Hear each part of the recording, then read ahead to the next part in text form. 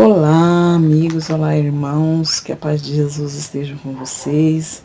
Eu espero que vocês estejam gozando de saúde, de paz, de harmonia. Para quem não me conhece, meu nome é Luzinete. Eu fui trabalhadora do Anjo Ismael, dessa grande família do Anjo Ismael, durante muitos anos. Hoje eu estou residindo em outra cidade, mas eu mantenho contato ainda com a família, não me desliguei. E o meu contato maior é a Adriana, e ela me convidou para matar um pouquinho da saudade, falando com vocês, batendo um papinho com vocês. E aí ela me sugeriu o tema orgulho. E porque o orgulho é uma coisa que ela está no nosso cotidiano, no nosso dia a dia, ela está impregnada na nossa vida diária. E só que ela é uma coisa difícil da gente, não é difícil de reconhecer, é difícil da gente aceitar, se reconhecer orgulhoso. E aí eu fui buscar no evangelho, no dicionário, primeiro, a definição de orgulho. E eu encontrei duas definições, não duas, mas a definição ela é definida num ponto negativo, num ponto positivo. Do ponto positivo, ela é... O orgulho é quando você se orgulha das suas conquistas, de você fazer bem alguma coisa, de você ser digno, de você ser honesto. Apesar de que você não tem que ser orgulhoso, isso não é para ser um diferencial, mas infelizmente é um diferencial. A honestidade, né? E é super importante que você tenha orgulho, porque o orgulho, ela é mais reconhecida como autoestima, né? Então, é muito importante que a gente tenha autoestima, porque a autoestima é que nos impulsiona para frente, que nos dá coragem, que nos faz se levantar todo dia, batalhar por as nossas coisas, por aquilo que a gente acredita, e não se deixar abater pelas coisas que não dê tão certo ao decorrer do dia. E que é muito fácil, né? Que é muito fácil.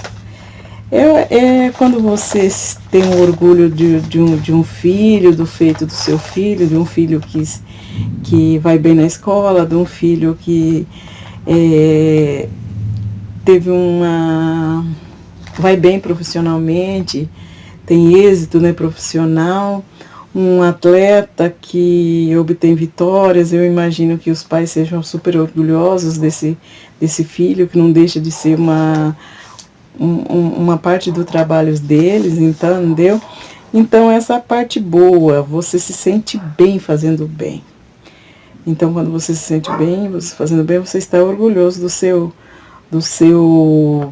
sua atitude, dos seus atos. E isso te deixa altruísta, né? Você faz o bem e você não pede aquilo de volta. Você sempre faz o bem por fazer o bem. E você tem que se orgulhar disso, você tem que olhar para cima e você merecer. E quando você receber as recompensas dessas atitudes, você tem que se orgulhar. Receber com o peito cheio de emoção, né? E dividir isso com seus amigos, com seus familiares, coisa e tal. Tudo isso é muito legal. Em contrapartida, o lado negativo, que é o foco da nossa conversa aqui, porque é muito bonitinho ser orgulhoso, isso a gente já disse. Ser orgulhoso, não se sentir orgulho de você ser bacana, das suas conquistas, dos seus êxitos, é muito legal. E o tema o foco então da nossa conversa aqui é o lado negativo do orgulho, né? Que infelizmente ele vem na forma de arrogância, de soberba, de egoísmo, e acaba te transformando numa pessoa, nos transformando em algo que não é bacana, que não é legal. Então, quando você pega aquele filho que eu falei lá, Você pega o seu filho e você sufoca, cobrando dele vitórias, cobrando dele sucesso, cobrando dele que ele acabe realizando os seus sonhos, porque nada mais é do que isso, né? Quando você cobra muito do seu filho, daqueles que dependem de você, do seu filho, do seu marido, do seu sobrinho, de alguma coisa que você é responsável, você tem essa possibilidade de cobrança, e que exista uma possibilidade dele gostar, dele querer a mesma coisa que você queria, então você passa a cobrar muito, sufocar. Você quer se realizar, quer realizar os seus sonhos, seus anseios, suas frustrações no outro. Aí, quando esse outro, por acaso não alcança essas vitórias que você queria, que nós queríamos, a gente passa a cobrar, né? A gente passa a sufocar, a gente passa a ficar ali em cima, e isso não é bacana, isso, porque é uma frustração, na verdade, no fundo é uma frustração sua, nem sempre o outro está tão frustrado assim. Mas você acha que ele não se empenhou bem, que ele não se dedicou, que ele não treinou, que ele não ensaiou, que ele não fez alguma coisa. E aí você fica lá em cima. Fica lá em cima, sufocando, matando, apertando, né? Matando, como diz o ditado popular, matando na unha ali, né? De tanto que você cobra. E isso nada mais é do que uma certa arrogância que o outro tem que realizar seu sonho. E não é exatamente assim que as coisas acontecem. Eu assisti uma palestrinha durante as pesquisas, era uma palestrinha de um pastor, e no momento que eu ouvi, eu não guardei o nome do pastor. Não achei que talvez simplesmente não anotei. Então, eu vou ficar devendo o nome desse pastor para vocês, mas a historinha era mais ou menos assim. O pastor tinha um filho pequeno, 5, 6 anos, e em determinado dia, por algum motivo, ele deu uma bronca, né, na criança. E a criança ficou chateada, ficou emburrada. E aí ele virou a cara pro pai. Passaram-se ali uns 15 minutos, meia hora, o pai foi lá, e filho, vamos brincar, e ele lá, continuava lá no orgulhinho dele. Uma criança de 5, 6 anos. E passou mais alguns minutos, o pai repetiu ali umas 3 vezes, 4 vezes a mesma atitude de convidá-lo, a criança para brincar, e a criança não saiu daquele... Não passou aquele mal-estar que o pai tinha causado nele. Então, passado ali o tempo, o pai se arrumou e precisava sair para cuidar dos afazeres da sua vida, né? Então, aí ele se despediu do filho. Tchau, filho. Papai, a gente não vai brincar? A criança disse. Aí o papai falou, não, filho, agora o papai não pode brincar. O papai tem que sair, tem que trabalhar. E aí ele terminou a historinha, dizendo assim, que eu achei super interessante, que o orgulho, ele nos faz perder a chance de desfrutar momentos especiais, momentos bons, momentos de alegria, momentos com a sua família. E aí... eu disse lá no começo que é difícil da gente se reconhecer. Nessa situação aqui, eu me reconheço muito, eu me reconheço muito porque várias vezes eu vivenciei isso, várias vezes eu estava em reuniões de família, festinhas, coisa e tal, e alguma coisa lá, alguém falou alguma coisa que não me deixou bem, entendeu? E aí... eu amarrei meu bode e a pessoa lá, o outro lá, continua a curtir a festa, a reunião. E aí, quando chegado tempos depois, aliás, na verdade, só agora quando eu vi essa historinha que eu falei, nossa, é fato isso, né? Quantas vezes eu perdi, quantas oportunidades eu perdi de ter uma noite bacana, de ter uma noite legal. Porque o outro, ele continuou. Fui eu que fiquei no meu orgulho, na minha vaidade lá, arranhada, e eu perdi a festa. Entendeu? Então eu me reconheci demais nessa situação.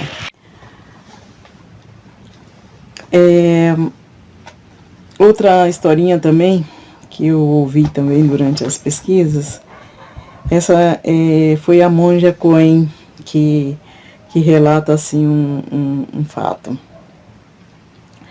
Ela conta que tinha uma escola nos Estados Unidos, uma escola de alto padrão. Na grade curricular dessa escola tinha natação. E aí foi feita uma pergunta para as crianças da sala, quem deles sabia nadar. E todos eles, orgulhosos do seu feito, das suas conquistas, eles, eu sei, todos responderam que sabia nadar. E essa mesma pergunta foi feita para crianças de um colégio do mesmo padrão americano, só que no Japão. E aí nenhuma das crianças respondeu que sabia nadar, ficaram caladas, ficaram quietas e foram questionadas. Por que vocês não responderam a pergunta? Vocês praticam natação? Tem a piscina, vocês praticam a natação pelo menos uma vez por semana? Como assim vocês não sabem nadar? E as crianças já na sua sabedoria milenar, né, que vem dos orientais ali, eles disseram que eles não sabiam nadar, mas eles estavam aprendendo a nadar. E quando você admite que você está aprendendo alguma coisa, que você ainda não sabe alguma coisa, que você não é bom em alguma coisa, isso também é você descer do seu orgulho de que eu sei, que foi a resposta dos americanos, para eu estou aprendendo, que é a humildade da resposta das crianças orientais, japonesas. E a humildade, ela é o oposto, o antídoto contra o orgulho. É a humildade. Lá no Evangelho segundo o Espiritismo, no capítulo 7, na Instrução dos Espíritos, é uma das mais longas instruções que tem no livro do Evangelho segundo o Espiritismo, e ela é toda pautada no orgulho, na humildade, os males que o orgulho nos acarreta para o nosso espírito, para a nossa vida. Está cheio de orientações do que não é ser orgulhoso, do porquê não ser orgulhoso, porquê não manter o orgulho nas nossas vidas. E aí eu me lembrei de um livro que eu li, que, de novo, eu peço perdão, também não lembro o escritor, mas eu lembro o nome do livro, e é um livro fantástico, maravilhoso. Eu fiquei apaixonada por esse livro, mas ele foi emprestado, então eu não tenho. O livro chama Eu, Judas. E nesse livro, que foi escrito a partir de relatos encontrados muito tempo depois, deixados pelo próprio Judas, o escritor conta que Judas era o discípulo que mais acreditava em Jesus. Ele era o discípulo que mais acreditava que Jesus era o Filho de Deus. Só que Judas queria que Jesus demonstrasse isso. Sempre ele queria: mestre, você precisa demonstrar, mestre, você precisa fazer isso. E era coisas de demonstração, coisas que trouxessem orgulho, né? Que orgulhosamente Jesus poderia demonstrar: eu sou o Filho do homem, eu sou o Filho de Deus, Pai. Mas Jesus, ele veio para exemplificar exatamente o contrário do que Judas queria. Jesus veio para exemplificar a humildade. E daí conta ele que quando ele vendeu Jesus, ele não vendeu Jesus por 30 moedas de prata, que não foi uma venda, ele não precisava, Judas ele não precisava de dinheiro, ele era um dos mais afortunados dos discípulos de Jesus, ele possuía bens, ele vinha de uma boa família, então ele não precisava das 30 moedas de prata. E ele entregou Jesus porque na cabeça dele ele arquitetou, tinha uma ideia de que quando Jesus estivesse vivendo uma situação limite, que Jesus daria se deixaria perceber ser o Filho de Deus. Ele faria alguma coisa que diria assim, nossa, isso aqui é muito, nenhum mortal, nenhum simples homem vai poder fazer isso aqui. Realmente só o Filho de Deus poderia fazer isso. E aí ele entregou Jesus por isso, acreditando nisso. Só que Jesus fez exatamente o contrário do que Judas imaginou que ele fizesse. Jesus se deixou prender, Jesus se deixou ser surrado, Jesus se deixou ser crucificado, Jesus se deixou ser coroado com aquela coroa de espinho, Jesus se deixou morrer. E daí Judas ficou naquele sofrimento todo, porque ele esperava que Jesus fizesse, estava ali preso, então ele tinha o poder para fazer se soltar daquelas amarras. E aí Jesus não fez, Jesus se permitiu a todo aquele sofrimento, a toda aquela degradação do ser humano, que na época era Jesus um ser humano. E Judas depois, lógico, de acordo com a história lá, se enforcou lá, tanto que a consciência cobrou, que saiu tudo errado de acordo com o que ele imaginava que fosse. Então, meus irmãos, Jesus, ele foi, e sempre será o maior representante da humildade. Automaticamente, o anti-representante do orgulho. Em nenhuma das suas parábolas, dos seus milagres, Jesus se demonstrou estar acima de qualquer coisa, acima de qualquer outro, acima do aleijado, acima da mulher adúltera, acima de ninguém. Era ele, o seu poder, a sua pessoa era majestosa. Então, as pessoas sabiam que ele estava acima. Mas não era ele que passava isso para as pessoas. E ele, na sua humildade, ele deu vários exemplos. Ele contava as histórias para a gente ter... A gente sabe ver, as parábolas são todas simples. Elas não têm uma coisa grandiosa. Ela não tem uma coisa grandiosa, porque esse era Jesus, simples, humilde. E ele era o Filho de nosso Senhor, nosso Pai maior. Ele era nosso irmão. E ele morreu sendo humilde. Sendo humilde. Poderia ter saído daquela cruz e ter subido, feito um monte de coisa que Jesus podia, porque Jesus tinha esse poder. Se ele pôde caminhar lá, dividir o pão, multiplicar os pães de acordo com a crença da maioria, de acordo com o que está escrito nas Escrituras, imagina que ele não poderia ter feito mais, né? Mas ele não era nada disso, ele não queria ser orgulhoso, ele não queria ser mais do que ninguém. Ele era humilde e assim, humildemente, ele morreu por nós. Eu quero muito agradecer essa oportunidade de estar aqui falando para vocês. Eu quero dizer que eu sinto muita saudade, eu sinto muita falta de tudo. Eu quero deixar um beijo grande para todos aqueles que me conhecem e outro para aqueles que não me conhecem. E eu quero pedir que vocês se cuidem, que estamos vivendo um momento histórico, ímpar, e que vocês se cuidem, que vocês se protejam, usem a máscara, mas se possível, fiquem em casa, não saiam não, tá?